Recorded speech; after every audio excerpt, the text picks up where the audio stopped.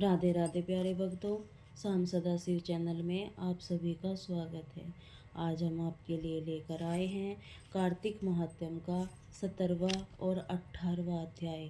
आइए सुनते हैं।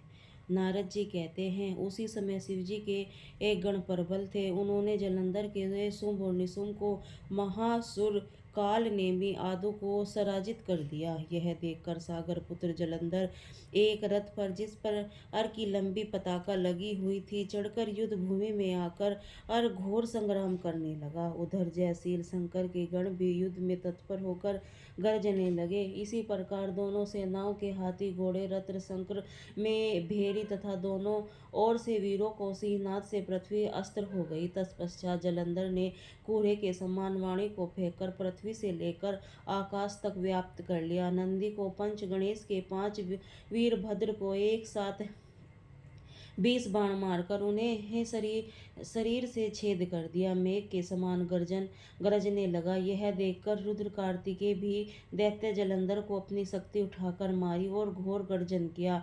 इसके आघात से वह पृथ्वी पर गिर पड़ा, परंतु वह इतना बली था कि शीघ्र ही उठकर खड़ा हो गया और क्रोधाविष्ट होकर कार्तिकेय अपनी गदा का प्रहार कर दिया। महावरदान की सफलता के लिए शंकर पुत्र कार्तिकेय पृथ्वी पर सो गए। गणेश जी और नंदी भी व्याकुल होकर गदा प्रहार से पृथ्वी पर गिर पड़े। वीरभद्र का सर कट गया और बहुत सा रक्त बहने लगा। वीरभद्र भी पृथ्वी पर गिरा देखकर शंकर के गण चिल्लाते हुए संग्राम भूमि छोड़कर बड़े वेग से भाग निकले।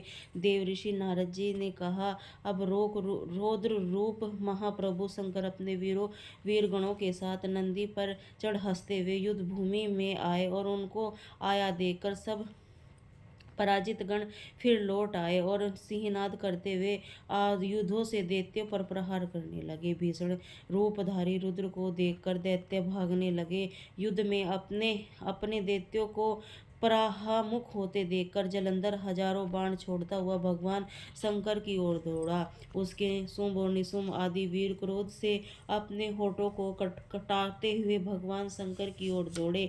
इतने में भगवान शंकर ने जलंधर के सब बाण जालों को काटकर अपने बाणों का निर्भय करते हुए सब अन्य बाणों को आदि दैत्यों को पीड़ित कर दिया। खड़गोरमा नामक दैत्य को अपने फरसे से मार डाला। बलाहक का भी सर काट दिया। धसमर भी मारा गया।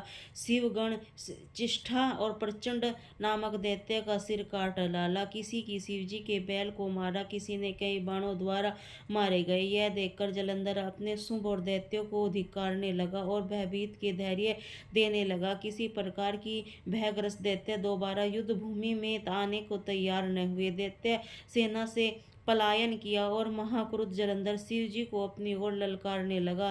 साथ ही उससे अस्त्र बाण मारकर शिव को दर्द कर दिया और वह बहुत ही बाणों का प्रहार किया। शिव जी उसके बाणों को काटते रहे, यहाँ तक कि उन्होंने जलंधर की ध्वजा, शस्त्र और धनुष भी काट दिया। फिर 7 बाण मारकर उसके शरीर को आघात पहुंचाया। धनुष के कट जाने से जलंधर ने एक प्रचंड बाण मारकर उसकी गदा के टुकड़े टुकड़े कर दिए। तब उसने समझा कि मुझसे अधिक बलवान है एवं उसकी गंधर्वी माया उत्पन्न कर दी। अनेक गंधर्व अप्सरा गण अत्यंत हो गए।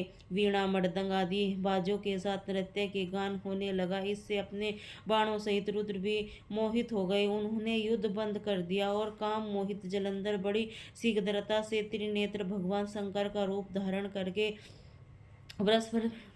वर्ष भर में बैठकर पार्वती के पास जा पहुंचा। उधर जब पार्वती ने अपने पति को आते देखा तो उन्होंने सखियों का साथ त्याग दिया और आगे आई। पार्वती को देखकर वह एक कामातुर जलंधर का वीर्य पतन हो गया और उसके पतन से वह जड़ भी हो गया। गौरी ने उसे दानव समझा और वह अंतर्ध्यान होकर उत्तर की ओर मानस पर चली गई। वहां पार्वती को न देखकर जलंधर फिर शिवजी की ओर लौटा। उधर पार्वती जी ने शिवजी भगवान विष्णु को बुलाकर दैत्य धन का वह कर्तव्य कहा और वह प्रश्न किया कि आप इससे अवगत हैं। भगवान विष्णु ने हाथ जोड़कर और सिर नवाकर उत्तर दिया, आपकी कृपा से मुझे यह सब ज्ञात है। हे माता, मैं आज्ञा जो आज्ञा हो पालन करो। जगत माता विष्णु जी से कहा, तुम उस दैत्य को मार्ग में खोला है, उसका अनुसरण उचित है। मैं तुम्हें आज्ञा देती हूँ कि तुम जाकर उसकी स्त्री का पतिव्रत भ्रष्ट करो, वह दैत्य तभी मरेगा। पार्वती जी की वह आज्ञा पाते ही भगवान विष्णु उसकी सिरोधार्य पर छल करने के लिए जलंधर की नगर की ओर गए। बोलिए राधे।